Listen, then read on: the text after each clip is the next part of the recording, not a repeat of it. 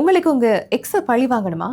அப்ப வாங்க கரப்பான்பூச்சிக்கு பேர் வைக்கலாம். கொஞ்சம் வித்தியாசமா, விசித்திரமா இருக்குல்ல? பழி வாங்கணும் அப்படின்னு எல்லாருமே நினைப்போம். அதுவும் எங்கள விட்டுட்டு போன, உருகி உருகி காதலிச்சு விட்டுட்டு போன முன்னாள் காதலனையோ, காதலியோ ஏதோ ஒரு கட்டத்துல வெறுப்பாகி கண்டிப்பா அவங்கள பழி வாங்கியே ஆகணும் அப்படிங்கிற எண்ணம் வந்து எல்லாருக்குமே ஏதோ ஒரு இடத்துல தோணியிருக்கும். அப்படி பழி வாங்கணும்னு ஆசைப்படுறவங்களுக்காக தான் இந்த நியூஸ். ஆனா அது கொஞ்சம் செலவாகுமே. ஏன் அப்படின்னா போலண்ட்ல இருக்க ஓரியன்டேரியம் அப்படிங்கிற ஒரு மிருகக்காட்சி சாலையில தான் இந்த பழிவாங்கலுக்கான விசித்திரமான ஒரு வேலையை செய்துட்டு இருக்காங்க. 2023ஆம் ஆண்டே இது ஸ்டார்ட் பண்ணியிருந்தாலும் இப்போதான் சோசியல் மீடியால ட்ரெண்டிங்கா போய்கிட்டு இருக்குது. அப்படி என்னப்பா பழி வாங்க போறீங்க அப்படின்னா, ஒரு கரப்பான்பூச்சிக்கு உங்களோட முன்னாள் காதலன் இல்லைனா முன்னாள் காதலியோட பேரை வச்சு, அதாவது சீரும் மடகஸ்கார் அப்படிங்கிற ஒரு கரப்பான்பூச்சி இருக்குதாம். அதை பார்க்கவே ரொம்ப பாவமா இருக்குமா, ஆனா கொஞ்சம் பெருசா இருக்குமா. அதுக்கு வந்து நாங்க நார்மலா பார்க்குற கரப்பான்பூச்சி மாதிரி ரெக்கைகள்லாம் எதுவுமே இருக்காது.